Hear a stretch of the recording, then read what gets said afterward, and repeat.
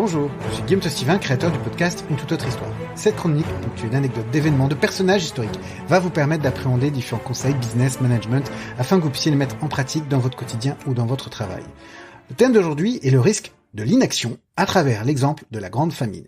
Dans l'histoire des entreprises, il y a beaucoup d'événements qui jalonnent son développement, son succès, et voire même son déclin. Elle est confrontée à des crises, et il peut y avoir des plans sociaux, des fermetures de sites. L'entreprise génère généralement ce plan de reconversion et d'accompagnement à la transformation en centrale, et nécessite souvent un accompagnement local. Mais il arrive parfois qu'une entité, une filiale locale subisse une crise bien spécifique, et clairement, l'entreprise mère va potentiellement soit abandonner l'entité, l'équipe, la filiale, ou faire très très peu de choses. Et dans la grande histoire, ça se produit aussi également. J'ai pu déjà évoquer des événements de crise comme la Grande Peste Noire qui a impacté tous les grands pays d'Europe au Moyen-Âge. Et chaque entreprise européenne, avait son propre plan d'action national et a pu s'en sortir après énormément d'efforts. Mais j'ai voulu évoquer un événement très important pour une population européenne, à savoir l'Irlande. L'Irlande a connu en 1845 une rupture dans son histoire, dans son développement, dans son essor, un avant, un après. Une véritable disruption avec des conséquences très importantes avec son entreprise mère qui est le Royaume-Uni. En fait, l'Irlande va être confrontée à une grande famine en 1845 où les paysans vont voir leurs champs parasités par le mildiou, un champignon qui rend la pomme de terre complètement impropre à la consommation. Et la population va être plongée dans une pénurie alimentaire sans précédent. Ils vont souffrir de sous-nutrition, ils vont tomber malades, ils vont vivre dans une misère très forte. On estime entre 500 000 et 1 million d'Irlandais qui vont mourir à cause de ce phénomène. Du coup, la grande question qu'on peut se poser, c'est est-ce qu'on peut venir en aide à une équipe? Faut-il toujours venir en aide à une équipe? Mais surtout, quelles sont les conséquences si on n'agit pas? On va d'abord comprendre le contexte entre l'entreprise mère, le Royaume-Uni, et la filiale, l'Irlande, comprendre les origines de la crise et évoquer les conséquences, surtout encore palpables, 70 ans après cet événement. Alors, déjà, il faut savoir le contexte. Le contexte, c'est que entre le Royaume-Uni et l'Irlande, il y a, je dirais, des choses qui sont mises en place depuis la révolte des catholiques irlandais en 1649. Une forte répression brutale. Et il y a une loi qui s'est instaurée qui instituait que tous les terres des catholiques, au lieu d'être transmises aux fils aînés, devaient être divisées entre tous les fils d'une même famille. Ce qui a entraîné une baisse importante de toute la taille des exploitations agricoles et une vulnérabilité croissante des exploitants en Irlande. Du coup, pour subsister, les Irlandais acceptent les conditions de leurs actionnaires et ils pratiquent surtout la culture de la pomme de terre. Donc, qui à ce moment-là est venu d'Amérique, notamment c'est Parmentier qui a pu la démocratiser. Et cette pomme de terre, beaucoup de paysans, vous décident de la cultiver. Mais beaucoup de paysans n'étaient pas propriétaires de leur terre et devaient payer un loyer à un landlord qui était protestant et britannique.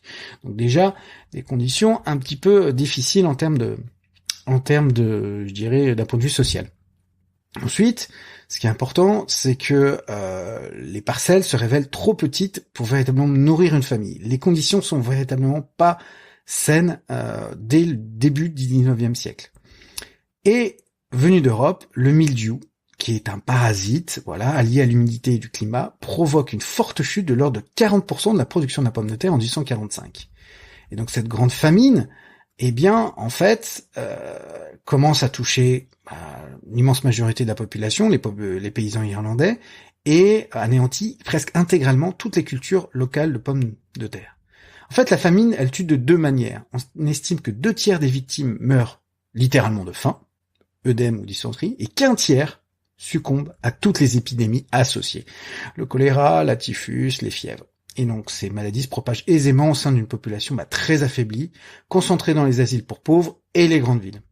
Les enfants sont en plus très touchés par la tuberculose et la fièvre scarlatine, et les plus pauvres sont pas les seuls affectés. Les médecins, les administrateurs locaux, les prêtres, les pasteurs, tous ceux qui veulent porter secours aux plus affaiblis, succombent aussi à diverses épidémies. C'est presque une pandémie locale. Le phénomène est assez suivi du coup dans les milieux agricoles jusqu'aux États-Unis. Et là, donc, on s'intéresse à cette maladie de la pomme de terre et son évolution, et à ce moment-là, on se dit que c'est justement purement local et que ça ne peut atteindre peu d'autres pays européens.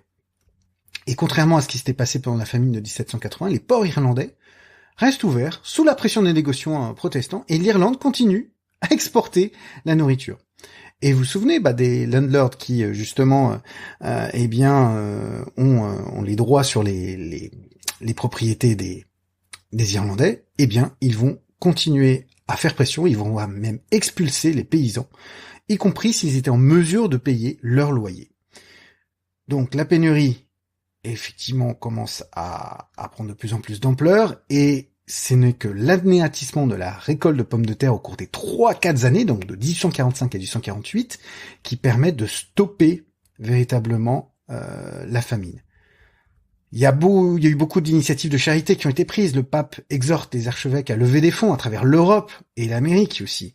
Un mouvement de solidarité catholique qui se traduit par un grand nombre de dons qui commence à affluer.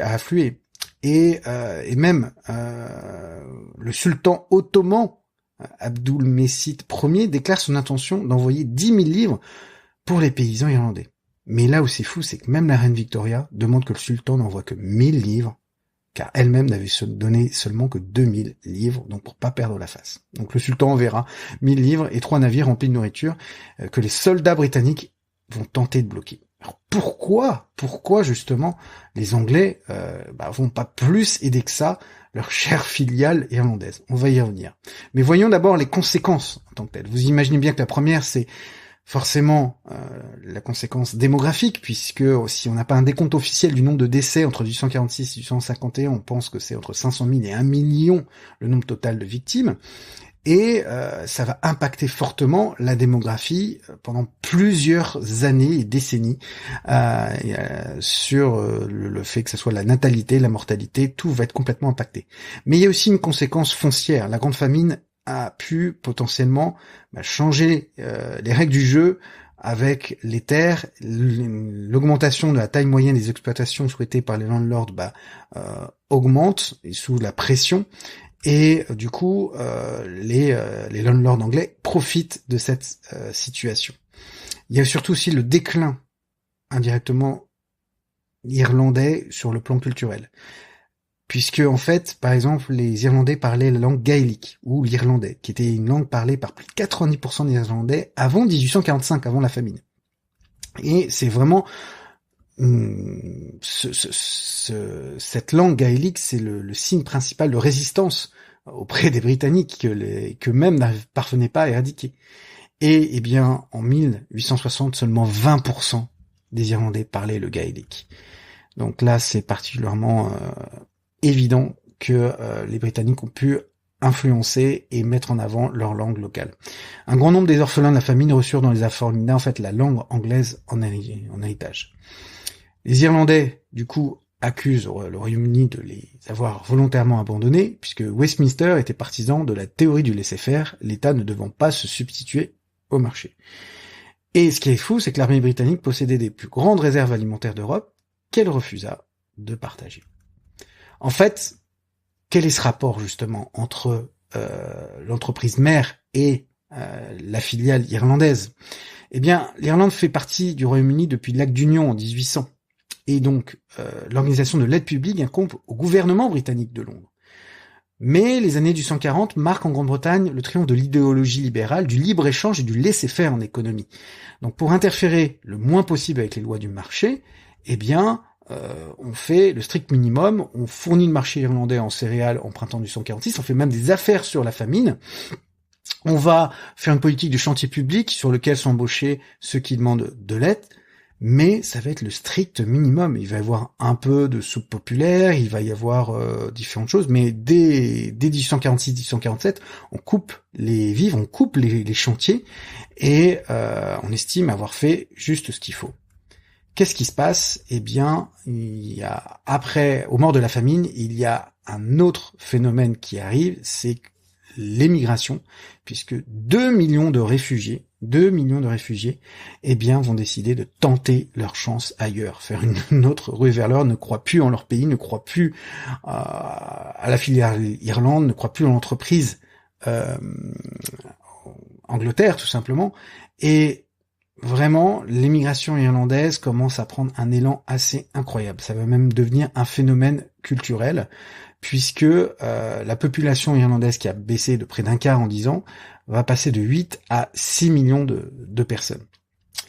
Et cette diaspora, qu'on va appeler diaspora irlandaise, eh bien, elle va s'installer, elle va, je dirais, se manifester dans différents bassins à travers le monde. Et le principal bassin, ça va être les États-Unis. Puisque, grosso modo, on estime qu'au total, 2 millions de personnes vont aller poser le pied aux États-Unis, qui va véritablement accueillir ces Irlandais. Et les Irlandais se tournent vers l'Amérique parce que c'est le continent de tous les espoirs et tous les rêves. Ils voient un peu ce nouveau monde comme l'idée d'un recommencement et la possibilité d'accéder à l'American Dream. Donc, sauf que même s'il y a ce projet-là, eh bien certains meurent sans toutefois atteindre les États-Unis, parce que le voyage transatlantique dure 5 à 9 semaines dans les années du 140. Et donc, il va y avoir parfois des bateaux cercueils, on les appelle les coffin ships, qui sont restés c'est une image très vive chez les Irlandais. Et il y a vraiment des voyages très mortels. Il y a presque seulement parmi les 100 000 migrants irlandais qui partent en 1847, un sixième meurt soit à bord du navire, soit dans l'hôpital de New York, où ils étaient retenus en quarantaine. Donc, ce qui est assez incroyable. Après, ils vont pouvoir rayonner à travers les États-Unis, notamment Boston, Chicago et New York, qui est le principal port d'arrivée.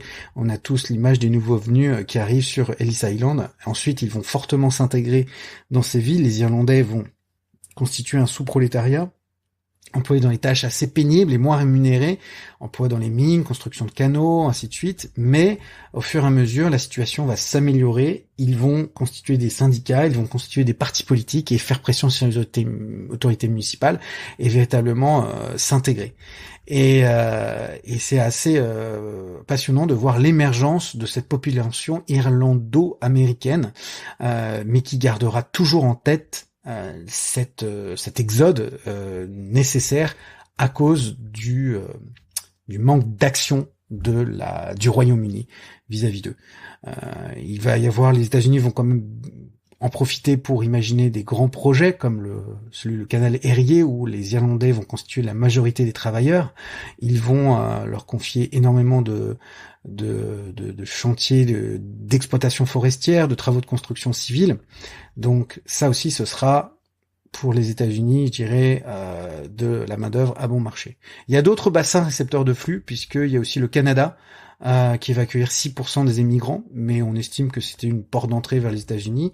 Et les autres pays du Commonwealth, c'est-à-dire que la maison mère, encore une fois, elle a d'autres filiales, l'Australie, la Nouvelle-Zélande, l'Inde ou l'Afrique du Sud, mais ça va être assez symbolique en termes d'immigration comparé à l'immigration qui aura lieu aux États-Unis. Alors, quelle leçon on peut en tirer de cet épisode qui, même si encore une fois concerne l'Irlande, et donc une filiale d'une entreprise mère, eh bien, on peut faire quand même des analogies dans le domaine du business. Il faut déjà jamais sous-estimer les effets directs politiques d'une crise. Cet événement est encore très présent dans toutes les mémoires des Irlandais. On le voit à travers les arts, la représentation des tableaux de la grande famille, c'est assez incroyable, et c'est le sentiment d'abandon, d'injustice qui est présent, et même de méfiance vis-à-vis de l'Angleterre. Et cette catastrophe est à l'origine d'un renouveau du nationalisme irlandais. Clairement, vraiment, les Irlandais vont nourrir ce sentiment de national très très fort, qui va ensuite prendre des dérives, comme on connaît par la suite au début milieu du XXe siècle. Ça va les fédérer. L'Irlande, en fait, se rend compte que la Grande-Bretagne a pris des mesures tardives et complètement complètes pour lutter contre la famine. Et les Anglais vont justifier ensuite par la suite que l'argent qui était donné aux Irlandais serve aux nationalistes pour l'achat d'armes. Comparativement, les États-Unis et l'Église catholique ont envoyé plus d'argent que les Anglais en tant que tels.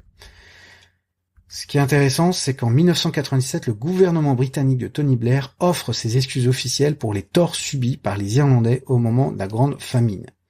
En Irlande, vraiment, le souvenir de la douleur associée à la famine et l'insensibilité démontrée par la Grande-Bretagne sont vraiment bien présents dans l'imaginaire collectif et il aura fallu qu'un Premier ministre, 150 ans plus tard, réagisse par rapport à ça.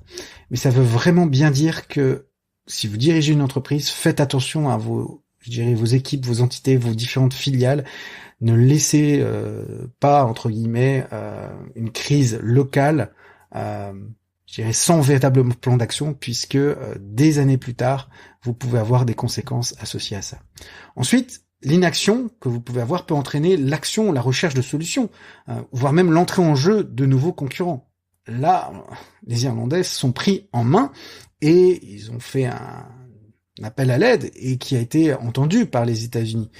Et vraiment, le rêve d'une vie meilleure et d'un nouveau départ, notamment attiré par la rue vers l'or qui arrivait à ce moment-là, eh bien, on estime que donc les États-Unis ont attiré 70% des immigrants irlandais sur toute cette période.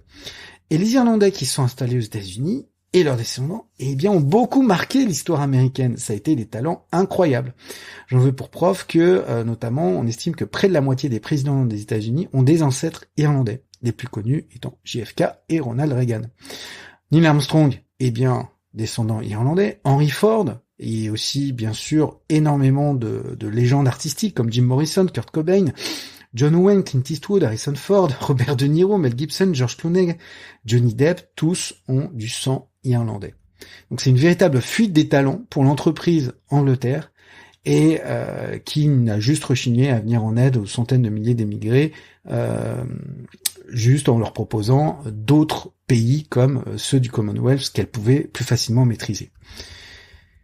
Et donc la concurrence aussi on peut regarder, parce que ça on parle de la maison mère, le Royaume-Uni, l'Angleterre, et l'Irlande, mais par exemple la France, eh bien il faut pas toujours aussi sous-estimer les problèmes de son voisin. Parce qu'en 1846, la France a connu aussi une crise qui a été provoquée cette fois par le climat, et une grande sécheresse, des inondations qui entraînent de mauvaises récoltes. Elle est touchée aussi par le mildiou, les stocks s'épuisent malgré l'importation du blé, le prix des céréales s'envole, voilà, mais pas de véritable famine. Toutefois, il y a eu énormément de faillites économiques qui se multiplient, un fort taux de chômage, et certains ont vu dans cet enchaînement l'une des causes de la révolution de 1848 qui mettra fin à la monarchie de Juillet. En somme, je trouve ça assez passionnant parce que la France qui a dû regarder cet événement d'un point de vue externe, eh bien, a été touchée par cette crise, et vous pouvez être donc touché par la crise de votre voisin, mais avoir des conséquences complètement différentes selon votre jugement, les actions, l'aide que vous pouvez apporter. Eh bien, les actions, les conséquences ne sont complètement différentes. Au final, on se rend compte que la gestion de crise est un véritable métier et qu'il ne faut jamais sous-estimer la moindre crise. Voilà, j'espère que cet épisode vous a plu. N'hésitez pas à me solliciter si vous avez des idées de thématiques. Je donne des conférences sur différents sujets, donc n'hésitez pas aussi à m'interpeller si vous êtes intéressé. Et je vous dis à très bientôt pour un nouvel épisode.